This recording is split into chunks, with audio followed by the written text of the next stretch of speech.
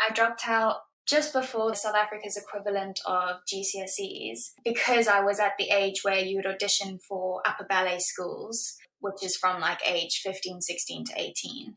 Dropping out of school was incredibly scary because I didn't even know if I was going to be accepted into a ballet school yet. It was a huge leap of faith, but we really prayed about it and made the decision to just go for it. I had to leave my family, which was probably one of the hardest things I've had to do. Even to this day, I feel the pain of it. Hey everyone, welcome to episode 6 of the So This Is My Why podcast. I'm your host and producer, Lingya, and today's guest is Ashley Dean, a first artist of the Royal Ballet, the premier ballet company in the UK. And I'm going to be honest with you, I don't know anything about ballet. It's always seemed like this magical, distant world, but Ashley knows exactly what it takes to make it. We'll be discussing her childhood in South Africa, her decision to drop out of school at the age of 15 to focus on training for the possibility of getting into a ballet school. And we also discuss what it was like to handle rejections, life at the English National Ballet, and the miraculous turn when she was offered a place at the Royal Ballet, something she did not expect to happen at all. Hers is a story of sacrifice, of faith, and the importance of family, and one I hope you enjoy. Welcome to the So This Is My Why podcast, where we talk to people about their whys and how they turn them into realities to inspire you to live your best life. And here's your host, Ling Ya. Hi Ashley, welcome to the podcast. Thank you so much for being here. So I thought to kickstart everything off, we could begin with your childhood. Could you share what it was like growing up and how you were first introduced to ballet? I was born in 1994 in Bloemfontein, South Africa, and I grew up in Johannesburg where my entire family lived. So at the time, it was normal to have all my family in one country. Like, I didn't even think twice about it. But now looking back, I see it was an absolute blessing to be surrounded by all my loved ones. Growing up in South Africa was really great, although probably very different to the lifestyle that kids have here in the UK. I have so many amazing memories of living in both Johannesburg and Cape Town. So even though I call the UK my home now, Africa has and will always have a special place in my heart. What was the ballet scene like in South Africa? Was it quite a big thing? Were all the girls doing ballet? So I started ballet when I was 5 at nursery school, and the reason why I started is because all the girls in my class were doing it at the time, and it was just something you do as a little girl at that stage. Do you remember how you first felt when you were going for ballet school? Was it something you loved or something you just did? So at that stage, I can't actually remember the exact moment I fell in love with it. I enjoyed it and I had some natural coordination and I remembered the steps really well. But yeah, there wasn't like a pinpoint moment where I remember falling in love with it. I think there's just always been a love for it in my heart. I didn't ever go to a full-time ballet school as there wasn't anything like it in South Africa at the stage. So it was more of a hobby for me that I really enjoyed. I was taking ballet classes after school. And then at some point between that, just having it as a hobby, I think you were 15 years old when you attended your first international ballet competition. Do you remember what that was like? Yes. Before this point in time, I had no problem with doing competitions, as I'd always been competing with those in my country who had had similar upbringings and who were also doing dance as a hobby. But this international competition really opened my eyes to the talent that was out there and the fact that they were my age and had been training in full-time ballet schools for way more hours than I had been. Because of that, I could really see the difference, and I knew that if this is something I wanted to pursue, I'd have to do something about it, and soon. So yeah, I never actually imagined myself leaving South Africa until that point. And I think at the time you were 15 years old, which is also the critical year. How did you reach that decision? I voiced my feelings to my family, and they have always been incredibly supportive and understanding. And yeah, I wouldn't be where I am today without them and their love and support and generosity. They completely understood where I was coming from, and they opened up the idea of possibly going to audition for ballet schools and where those ballet schools would be. London was one of the main places because my dad's a pilot and he was flying to London at the time. So that would be an ideal location for me to go and look for ballet schools. So we all prayed about it because there was a lot that I had to do in order to get to that point. I was lucky enough to be able to voice my feelings with my family and for them to support me in that way. I understand that there were quite a lot of sacrifices you had to make. Like you had to drop out of full-time school to focus on ballet and just preparing for ballet school. Could you tell us what that was like? I dropped out just before South Africa's equivalent of GCSEs because I was at the age where you would audition for upper ballet schools, which is from like age 15, 16 to 18. Dropping out of school was incredibly scary because I didn't even know if I was going to be accepted into a ballet school yet. It was a huge leap of faith, but we really prayed about it and made the decision to just go for it.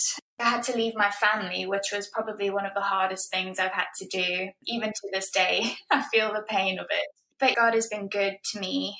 I found an amazing husband, and he is my family now, and I don't think I would have made it this many years away from home if I didn't have him by my side. Family is such an important part of your life. Like I know that your mom drove you to school just to make sure that you went to proper training.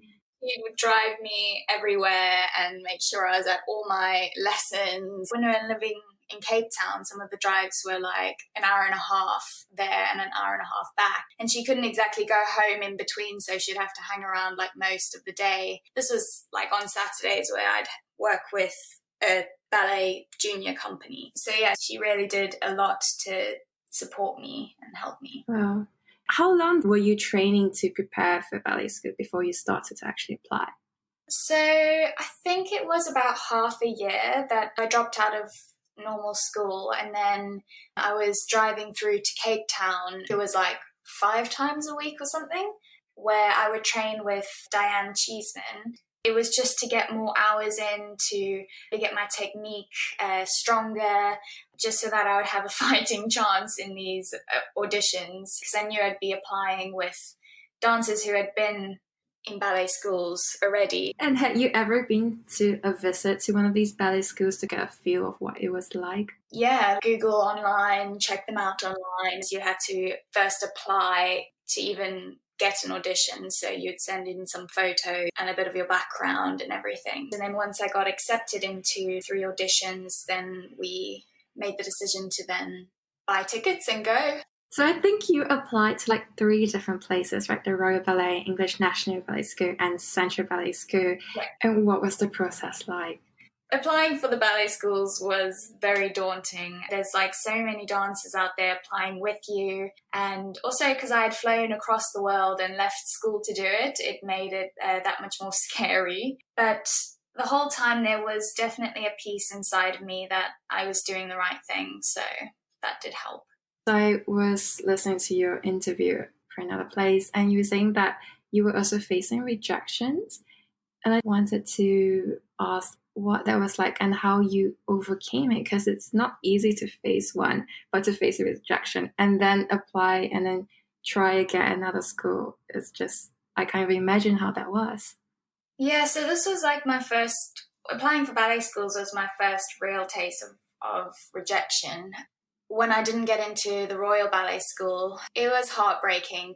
That was my top choice. And it also then made me nervous to try and apply for the other 2, because at that point I'd already given up so much for it, and there was a possibility that I wouldn't get into anything, and then I'd have to go back to school, and that would have been extremely embarrassing.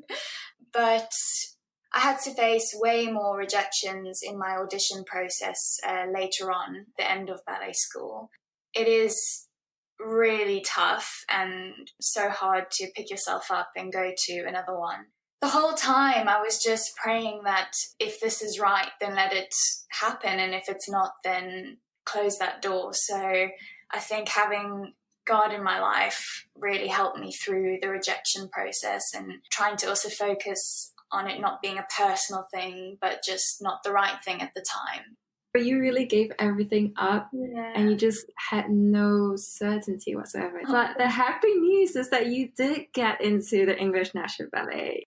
And it was in 2011, you were only 17, and it was a 3-year program. How was that?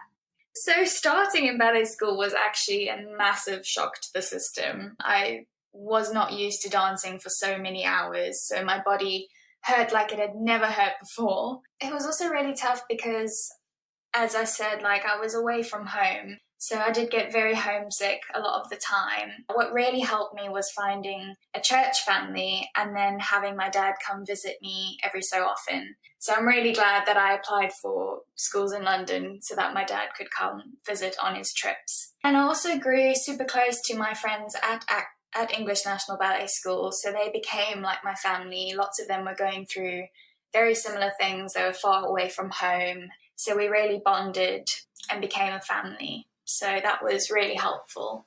And I think that you were also staying at a girls' hostel with all of the other dancers. Yes, that was awesome actually. We had a lot of fun. We were literally in rooms next door to each other and we could just spend time together outside of ballet school. It really helped me not feel alone. I think it was the perfect choice for me at the time, and it also meant in the beginning you could travel to ballet school with those girls. It was very daunting in the beginning. I was not used to traveling anywhere on my own.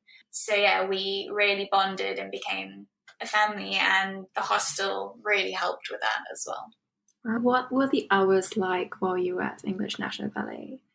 Started quite early, like not earlier than a company would start. I think it was 8 o'clock. And then we would do ballet coaching and classes and learn repertoire classes and would finish off later in the day and then would go home. The wonderful thing about ballet school is there wasn't any evening performances until like later on in the year. So we'd always have our evenings off to recover, as we were always really exhausted by that time as well. And how do you deal with the physical pain? That's something that people always talk about when they refer to ballerinas and how it really hits your toes. We all deal with a large amount of pain on a daily basis. But I guess your body does get used to it and gets tough. So I always find it really hard coming back from a holiday because your skin on your feet is like softened slightly, and then you put your pointe shoes on and you're like, how is this normal? How did I ever find this natural? How did I do those things that I did in these shoes? But then your body just, gets used to it again. Your skin gets tougher. There's always aches and pains, but you're doing something that you love. So I think that if I didn't have the love that I do for ballet inside of me, I don't think I'd be able to push through the types of pains that I've had to push through. So yeah, the love is very important.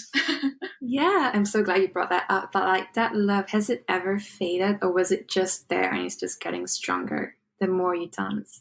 So to be honest with you, I never really knew what else I'd want to do in life. I always just imagined myself wanting to dance. I absolutely adore it. And yes, there are times where I have to remind myself, especially in my career today, that I do love it, because it can get so busy and so overwhelming and you can get so tired. They really do push you past your limits, but that's how we improve and that's how we achieve those magical moments on stage that are so worth it in the end. But yeah, like there are moments where I have to remind myself I do really love this. And because you love dancing, would you ever thinking of doing some other kind of dance? I think you really like contemporary dance as well. So were you not tempted to go somewhere else? So yeah, I love my contemporary dancing. It's always been really high up there, but ballet is so hard to come back to. If I had to have a break and go to a contemporary company or try contemporary, I knew that I wouldn't necessarily be able to come back to ballet. So that's why ballet's been like my main focus, because once you're in it, you just need to keep pushing to improve and get better. But I'm super grateful because the Royal Ballet do amazing contemporary pieces. So we've got to work with Crystal Pite and Hofesh Schechter in the past, and that's been awesome because they are world-renowned contemporary choreographers. So I get to have my little bit of contemporary amongst my ballet, which is really awesome. Do you feel like that exposure to other dance kind of makes you better as a ballerina? Yeah, so dancers are trained to be quite versatile. We have to be, really, because there's so many different kinds of repertoire out there these days to keep the audiences engaged and excited for new things. And I think every kind of dance that we do will then help us to be a better dancer in whatever our main field of dance is. So even though, like, when we do the contemporary pieces at work, it's such a shock in the beginning because you're not used to working in that way, so we'll be incredibly sore in a very different way than our ballet pains. But the trickiest thing is that we will be performing and rehearsing ballets as well as the contemporary ballet at the time, so it's having to mold and go in and out of different styles at the same time. That is quite a challenge, but it's also quite nice to have something different to focus on. And I think because you're pushing your body all the time, the question of injuries is always at the forefront. Yeah. How do you manage it? Yeah, so I had quite a bad injury last season, actually. I had a terrible impingement in the back of my ankle. It is awful going through an injury because you are in a lot of pain, and sometimes you can push through that pain and then it gets to a point where you have to choose, no, I can't push through this anymore. I need to get better. But then you sacrifice not doing the shows that you've been working hard for. Then someone else goes in for you and then it's tricky for them because sometimes you are injured, you can't dance the show that evening, and then someone will have to then pick up your show, but with very little time to pick it up. So they'll have to, learn your part or your side. So it can be quite tricky, but we understand each other and we know that it happens to all of us. Like, I've had to go in for many others before. So injury is definitely just part of the job that we have to deal with.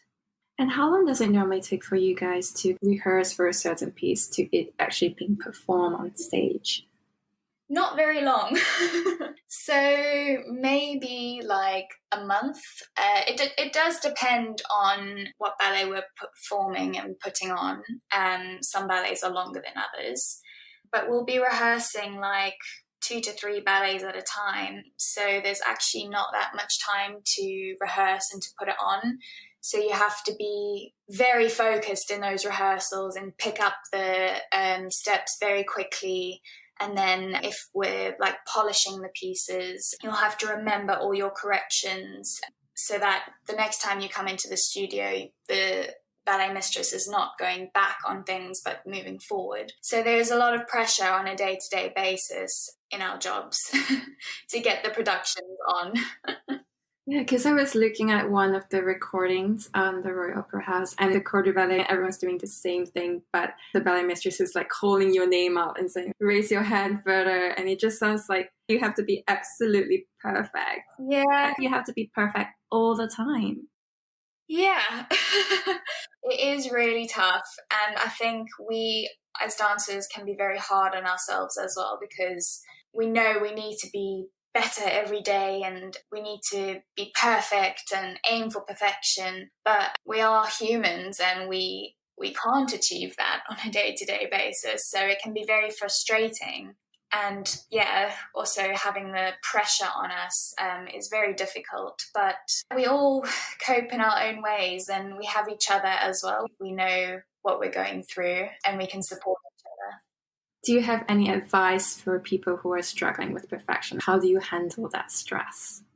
It is so hard. So one of the things that I have to remind myself, especially if I'm trying to improve myself or get better, is that yes, it's good to look at others for inspiration, but to never compare yourself to them, because that can go down a very dark path. So you have to focus on you and improving yourself and your abilities each day, but also looking back and seeing how far you've come, and also telling yourself, like, I have achieved so much, and looking at the places that you have improved and not always focusing on the places that need improvement. These are all things that I have to remind myself on a daily basis as well, because I'm a perfectionist, and I get very frustrated with myself. So it's definitely something that I have to do a lot of the time, is just look back, see how far I've come, and concentrate on the things that need to be improved, because that's how you get better. But also concentrate on your strengths and acknowledge them, and don't always focus on the negative, because it can rip at your confidence. In preparation for this, I actually spoke to your sister-in-law, and she was talking about how you are so hardworking and you always arrive all the time, or almost all the time, for extra warm-ups, extra work before others arrive. Do you feel like that is like such an important part of your success and just managing that? I think everyone's bodies are different. In my career, I've really had to figure out what my body needs in order to improve, but also in order to look after my body and not get injured. So I find getting in earlier and warming up well really helps me feel ready for the day, and also doing gym sessions and Pilates sessions. We're so blessed to have gym coaches and Pilates teachers just in our building there to help us and to be there for us. So taking those, I find, is really awesome and helps me to focus on areas that I want to improve on, but I'm not quite sure what to do to improve on them. So they will guide us and help us. And many of the dancers use the opportunity to do that. But it does it makes your day much longer and the work way more. And sometimes I also am at a point where I know that my body just needs rest. So it's about listening to your body. Sometimes I'll be like, no, I just need that extra hour in bed, so I'll have less of a warm-up today. Or I don't think I should take that extra gym class because my legs are shaking from the rehearsal that I just did. I know that if I push myself that bit more, I might injure myself. So it really is about listening to your body as an individual, because everyone's body is completely different and reacts differently. Is diet something that's really important as a ballerina? Do you have to change it from when you were just taking it for fun and when you became professional? So it naturally changes in the sense that I'm so much busier than I ever was as a professional. So your time slots to eat are very different, and what you eat is different, because you can't exactly have this massive meal where just before a performance, because you'll feel absolutely sick, or you'll not be able to perform properly. So your eating automatically becomes different. You'll learn how to have power snacks with you all the time to get you through the day in between rehearsals, energy drinks, and also you'll have a lighter meal. Everyone's different, but I like to have a lighter meal before a show, and then after the show, when I get home, have another smaller portion of something, so that I split my meals up to not have that extremely full feeling before a performance. So yeah, it has changed, and you also have to learn what you need for your body to recover properly, what nutrients and proteins and things that you need, and even carbs like before a show or something to give you energy. And you've talked about long hours a lot, and obviously family is such an important thing to you. And your sister-in-law again told me that before your rehearsals, you would give them a call, you would even take time to handwrite cards. How do you balance family and career to make sure that you don't neglect one part of it? It's really hard, because it feels like there isn't really a balance with my career, because ballet is pretty much all consuming, which is why it is such a short career. I see more of my colleagues and friends at work than I do of my own husband, family and friends outside of work.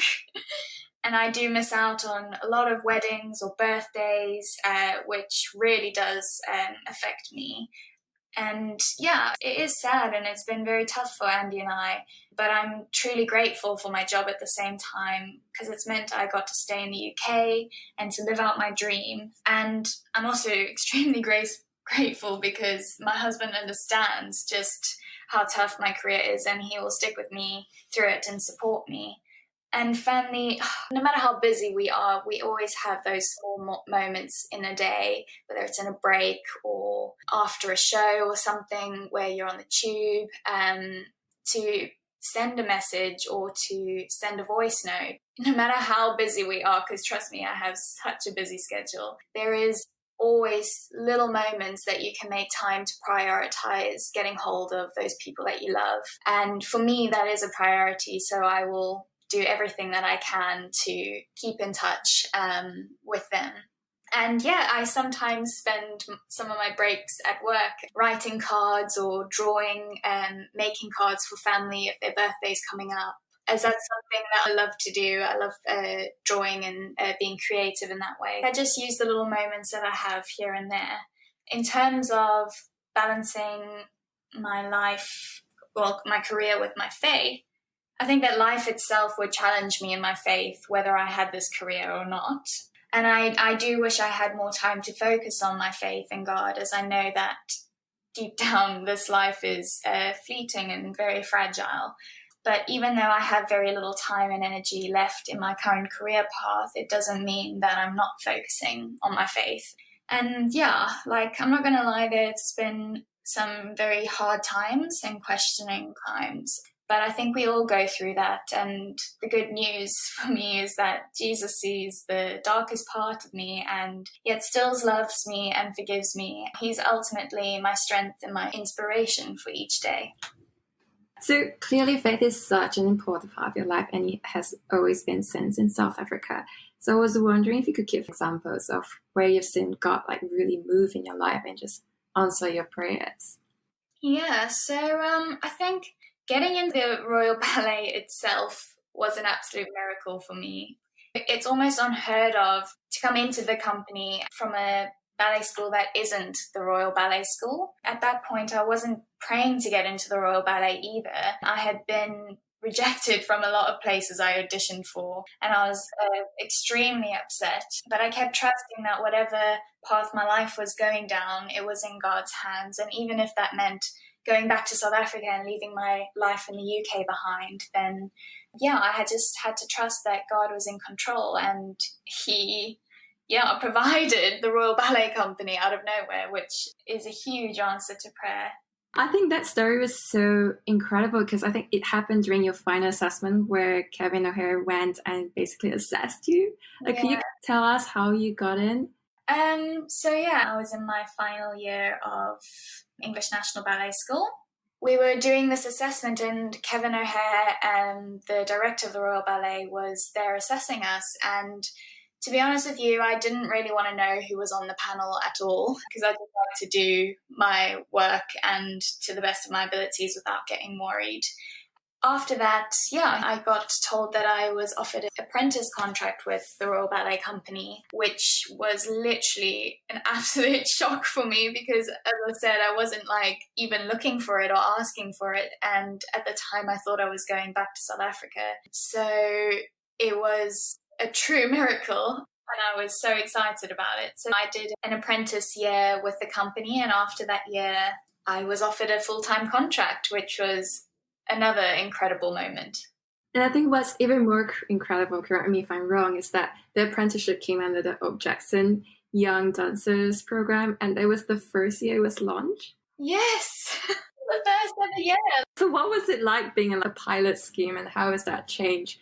As an apprentice, I think also because we were like the first year of being apprentices, the company was almost trying to figure out what our place was within the company. So we would cover a lot of work, which means that you wouldn't necessarily perform it, but you got to learn it in the studios. And we would only really perform in the bigger ballets where they needed numbers and dancers. So, and it was very daunting, obviously, because it was my first year with the company and the first time I got to dance on the Royal Opera House stage, which was terrifying at the time. I really had to try and overcome that fear, and I have. But it was scary for me because I never imagined dancing on that stage ever, and there I was. So I had to get over that fear.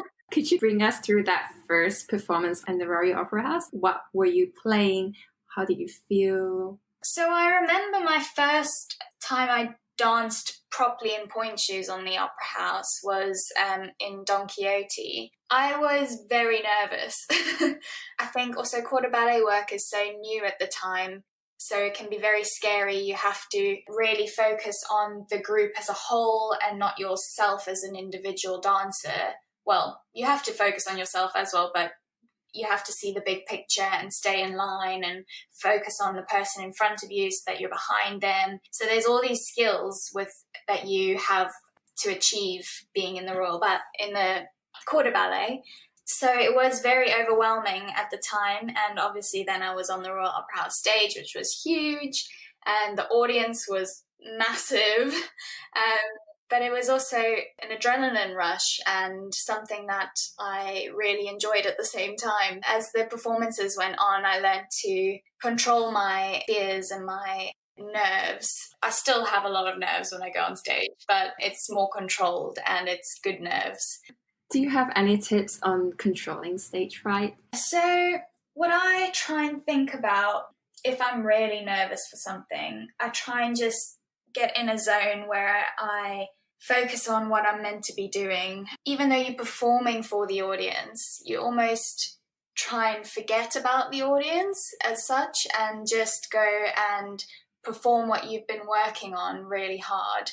This works for some ballets. Other ballets, you really thrive off telling a story to the audience or something like that. But also just like saying a prayer in my head before I go on if I'm feeling quite nervous, and just trusting yourself, trusting God, trusting that you've put in the work that you have to go and achieve what you need to do on stage. So I think everyone will cope differently as well with how they overcome their fears on stage or their nerves. But that worked well for me. And in 2015, you were officially a part of the Royal Ballet, as you mentioned before. Do you remember that day and how it happened? It's with the apprentice program, you don't necessarily have a job at the end of the year. So it's almost like an audition process in a way. But in a way that's nicer because then you get to prove yourself in different scenarios and in different ways instead of just a once-off audition. So it is very daunting not knowing if you've got the job at the end of the year. So we were all called individually to Kevin's office to be told whether we got the job or not. And to my surprise, I was, offered a contract, and that was just a really amazing moment for me because this is like when they offer full-time contracts, it's almost for life. Unless you do something really, really bad, I have this solid job in the Royal Ballet, and that realization was just unbelievable. I feel so blessed to have a steady job that I can rely on and I know isn't going to disappear. So the fact that it's with the Royal Ballet Company just makes it that even more amazing. You were with the Royal Ballet in 2015, and that same year you also got married. Do you feel like your life changed once you were married? Like got harder to balance everything, or was it like more fulfilling and incredible? A bit of both, I guess. Like, it's so incredible having Andy by my side through everything, and he's truly there behind the scenes, helping me get through the really tough times, but also celebrating with me through triumphs and stuff. So it's so awesome. But at the same time, I've committed myself to Andy to be his wife. That commitment is also time consuming, and I want to be a wife that is loving and will put my husband first. And a lot of the time, that's very hard because of my job and my hours, and the times that he does get with me when we're in our peak season, I'm absolutely exhausted and just want to crash on the couch on my day off. So it is very hard. So I think there has been pros and cons in that sense. There are a lot of sacrifices, and I think when people get married, obviously you start thinking of children, but I don't think you can do that while being a professional ballerina. So I was wondering, how do you handle that question? So Yeah, it is tricky. There are a lot of dancers within the company that have had children and have continued dancing and have actually done quite well. But I think for me, I don't think I'd be able to cope. Firstly, because I wouldn't be able to give my child the time and the energy and love that it deserves when I'm trying to give my dancing all my energy as well and my efforts, and there's just no ways I can possibly see that happening. And so I think for me, whenever we want to start a family, I think that will be the time where I'd have to say this is now the end of my career, and I would then focusing my life around my child and being the best mom that I can for that child. Wow. There is a really big decision to make. Yeah. Who are the people that inspire you in your life? I was told that your dad's a very successful pilot and he even came sixth in the heat for a World Cycling Tour competition. Yeah. So is he one of those who inspire you? Yes, there's many areas in my life where different people inspire me in different ways. So at work, I'm inspired by all the exceptionally talented dancers. I get to watch and perform with some of the best dancers in the world, and they inspire me to push myself and to be the best dancer that I can be. And my dad has been really athletic and has inspired me to push myself to my limits and to endure the hardships and pains that come with it. So he really relates to me in this way. But so does my sister-in-law, Cara, who was a professional ballet dancer and is now a fitness instructor in Johannesburg. So they both relate to me and inspire me in those ways. My mom inspires me with her selflessness, and she has always put her family first and has sacrificed so much in order to be the incredible mom and wife that she is, and I truly look up to her. And my brother, Jebsen, and I have always been incredibly close. I wouldn't be the person that I am today without him. He's incredibly intelligent, hardworking and driven, and has achieved so much. So I'm blown away by him and I always look up to him. And this is just scratching the surface of my family that I've been blessed with. And I've got a whole new family on my husband's side who inspire me in so many different ways. I could probably be here like all day just mentioning each person and how they inspire me. But yeah, my husband has also been a huge inspiration to me. He chooses to love me and to be a better husband for me. And I'm blown away by it. And I want to be as good a wife to him as he is a husband to me. And as I said earlier, he's always behind the scenes helping me through life's challenges and celebrating the triumphs with me. So he's a huge inspiration to me.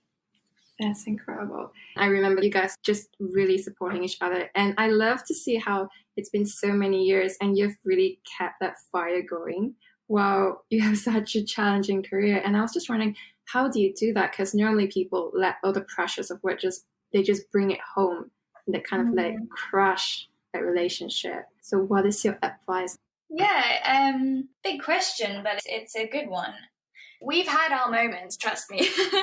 But I think ultimately we both believe in Jesus and in God, and that he is in this marriage with us and will help us get through the toughest times. We are taught to put the other person first. And I think that's something that's so important when trying to keep a marriage going, is putting that other person before you. And yes, it can be so tough in those times where you're so tired and you just want that person to be there for you and you feel like you should be the one that's being loved at that time. But you both need to support each other and love each other through some of the hardest times and try and put that person first. And to be completely honest, it is incredibly tough being a full-time ballet dancer at the Royal Ballet and then having to be a good wife at the same time. And I fail on so many occasions.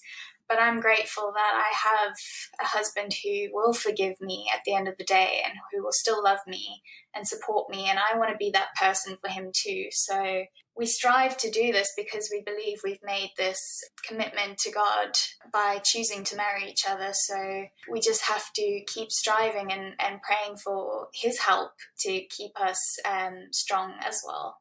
Has anything ever gone horribly wrong on stage? Oh my gosh. There's all sorts of things. So I've actually got a really funny story that happened. One of my best friends at work, Grace, and I actually got caught to each other in this massive dance in the Sleeping Beauty.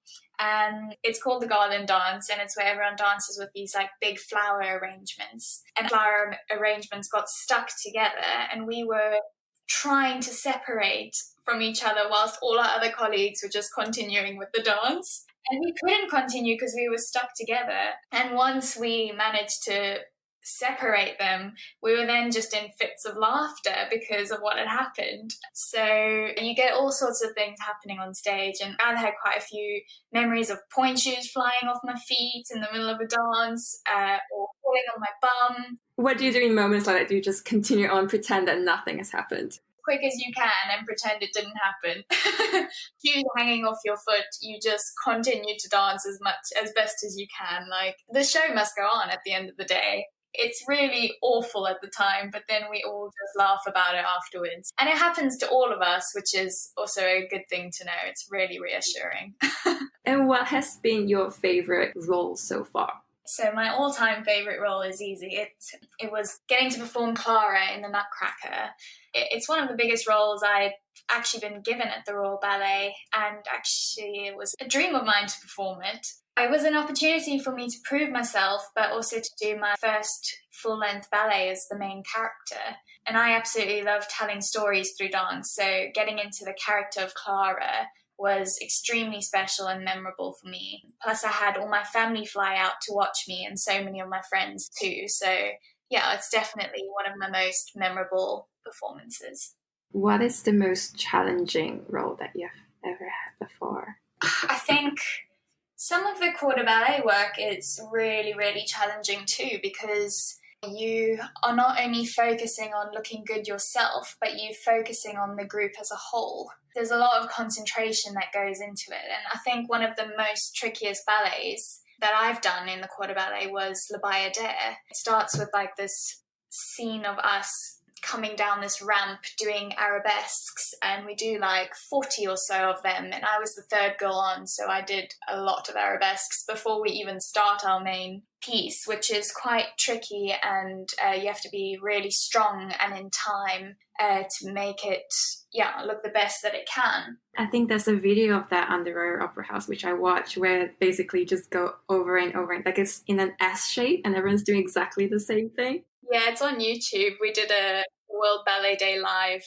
rehearsal of it. It is super challenging, and all of us found it like backstage before going on. There's such concentration and such silence almost, and because everyone has to put in their absolute best to stay in time and to balance, and you've got these bright spotlights on you. So it's really, really challenging. I would say that's probably one of the most challenging ballets as a quarter ballet that I've had to do. So you're doing all that, but now we are recording in May 2020, where it's COVID-19, and everyone's been stuck indoors for weeks and weeks. So how do you even manage to keep up and make sure that you are ready for a return when everyone's allowed to return?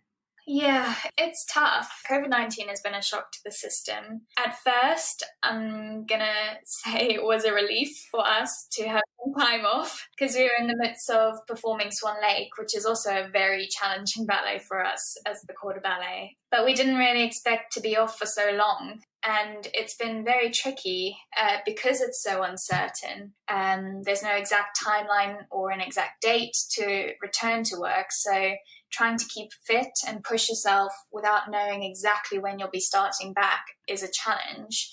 For many of us, our home has become our workplace, and it's so challenging trying to do ballet in your kitchen or your living room, where you feel like you haven't got enough space to move, and the floor is slippery, and the floor's hard when you jump.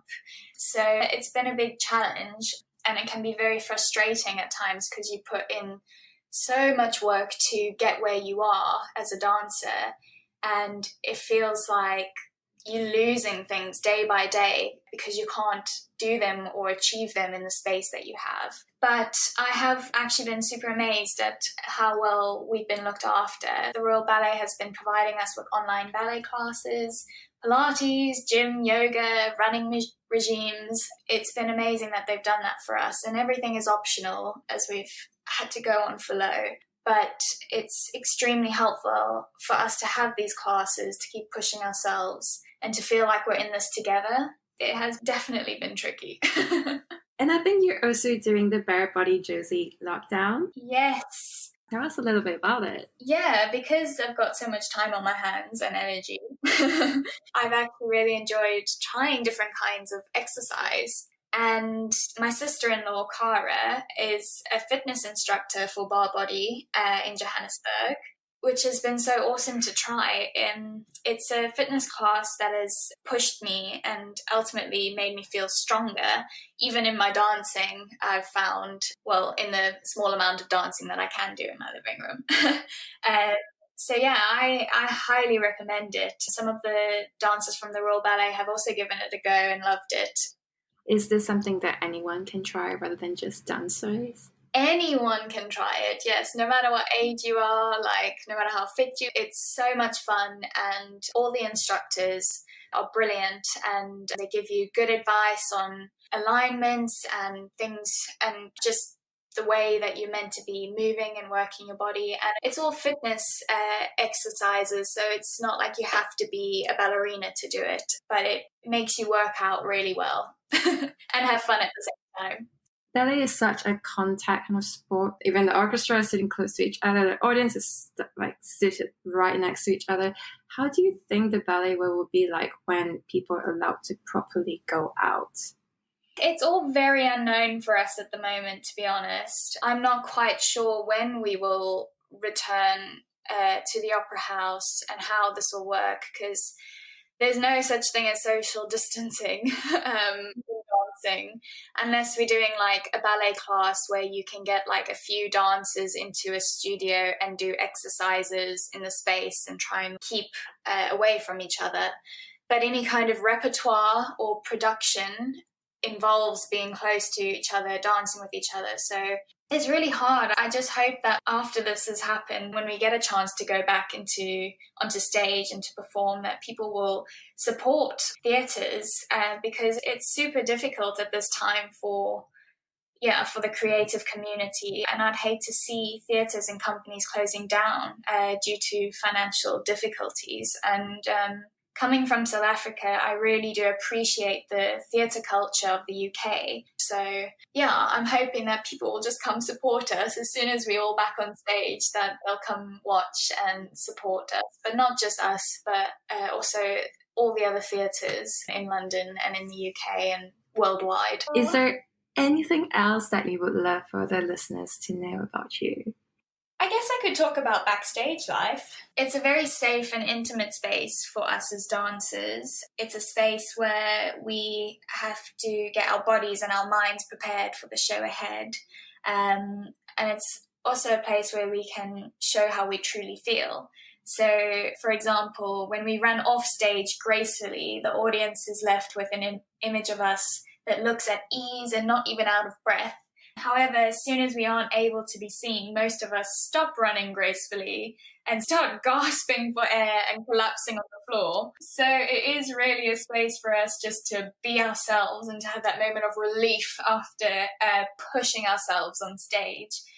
And it's also so nice because like the buzz before a show starts is so wonderful, and lots of us dancers will go onto the stage before the curtains go up and we'll try a few steps and feel the space, but especially before you're going to be performing to thousands of people. There's this energy before the show which is quite unique and very special. So it's awesome, Backstage life, and we actually have an opportunity to invite certain people. If you know family or friends, you can invite them to come watch Backstage. I've had a few friends come watch and family. It's been so awesome for them to see. They are always so amazed at what happens behind the scenes before we go on stage, like what our faces are doing, what if we're warming up or if we're just like standing still and concentrating, and how we react when we come off stage and how out of breath we are, how sweaty we are. All of this you don't really see from out front. So it's a different world backstage. Do you have to do many quick wardrobe changes as well backstage? Yes, there are some quick changes. So, for example, we were doing Swan Lake just before we were in lockdown, and that has a very quick change from the Act 1 into Act 2. So Act 1, we're just in these beautiful court dresses, and then the girls run off stage, well, gracefully run off stage, and then run less gracefully when you're backstage to the changing place just next to the stage, where we all put on our swan tutus, change our shoes if we need to, get white paint painted all over our arms and our bodies so that we are becoming swans. So there's a lot of quick changes that will happen in a production, and even set changes where we need to all move out the way and sets will be flying in and out depending on how quickly the set changes are. It's quite a dangerous place being backstage. You have to really know what's going on, but it's very magical as well. So are you in charge of your own wardrobe change, or is there someone who helps you paint you on, make sure you're all? Yeah, we are truly lucky to have a whole wardrobe team and wigs, hair and makeup team. They help us not even in quick changes, but when we're getting ready for a show, they will help us get into our costumes, make sure that everything's done up properly. Most of us dancers will do our own makeup and hair, but we have a hair and makeup team there to help us with any tricky makeup. I don't know if anyone's seen Alice in Wonderland and all the incredible characters that are within that ballet, and the makeup and the hair and the wigs and everything. It's incredible, but we can't do that makeup, so we have this amazing team who will do it for us, and they create and make all the wigs as well. So yeah, they're always there for us and will help us with anything that we need. So yeah, we are super blessed to have them. So one final thing, which is not ballet, but I know that you also draw. Yeah, so I've always loved being creative, whether it's drawing or writing, like calligraphy, just any kind of artsy way of expressing myself. This has developed over the past few years. I used to just really enjoy making cards and writing beautifully or drawing a little something on the front. I've started doing paintings now, which was actually something I've never really done before. I just kind of have seen abstract paintings on the internet that I love or want to buy, and they're always so expensive. So I just thought, okay, why not give it a go? Why don't I just try and make some of my own paintings? So I started experimenting probably about a year ago, experimenting with paints. I got canvases and trying different things and techniques. I was Googling and YouTubing different techniques online, and then going, oh, like I want to try that. How does that work? So pretty much self-taught myself just because I have a passion for being creative in that way. So I just thought, why not just give it a go? So I've really enjoyed having the time actually at the moment to express myself in that way, as most of the time I don't really have the energy or inspiration to do it. So I have been really grateful for this time to pursue that and to put more time and energy into it, and I've really enjoyed it. Yeah, and your paintings can be bought as well? Yeah, I've started selling my paintings. I've had a few that have been sold already, which I'm blown away by. I'm blown away that people love my work and my art, because it's such a personal thing. It is really nice to know that people like it. And yeah, I also do commissions as well. So if anyone has a size or a colour in mind, I'm happy to listen to what they would like and then try and create it. To wrap up, I have 3 questions. Firstly, do you feel that you have found your why? Yeah, that is a big question, and I have asked myself it quite a few times, and it's quite a scary one as well. I think my answer would be But I believe we've all been created by God and that we have a unique purpose in our lives. We also don't always see how or where God is using us. But I just know that I'm where I'm meant to be at this moment in time. And I will keep praying that God will guide me and show me which path to take next and at what point. And sometimes it's not very clear, but it's where you've just got to have faith. Second question, what are your hopes for your future or your legacy? Professionally, I'd love to see how many promotions I could get, but I am also very aware that a dancer's career is short. How long is that normally? A dancer's career, you can dance into your late 30s, into your 40s, but ultimately your peak is probably mid to late 30s. It is quite a short career, but lots of dancers won't even dance for that long. They might stop due to injury or just wanting to start a family or something like that. When I'm old, I'd love to be known as a loving mom and grandma and surrounded by the people that I love. So I think that is most important to me above my career. Final question. In your opinion, what do you think are the most important qualities for someone to thrive in your role?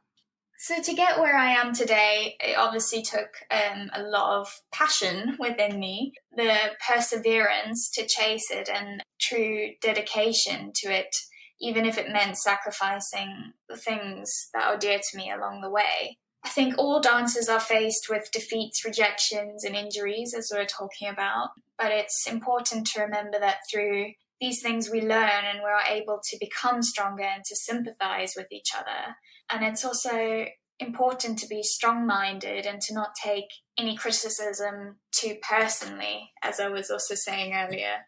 One thing I have to remind myself to this day is to never compare myself to others, to just focus on myself and bettering me, and also making note of the areas that I've improved in instead of focusing on all the things that need improvement. So that's very important as a dancer. And I think the aches, the pains, the sweat and the tears will be something that you will face daily. But when you get those special moments on stage, you realize that all the hours of hard work that have gone into it was worth it. And I wouldn't be able to push myself and do what I do and give up what I did if I didn't just simply love it. So love for dance is very important.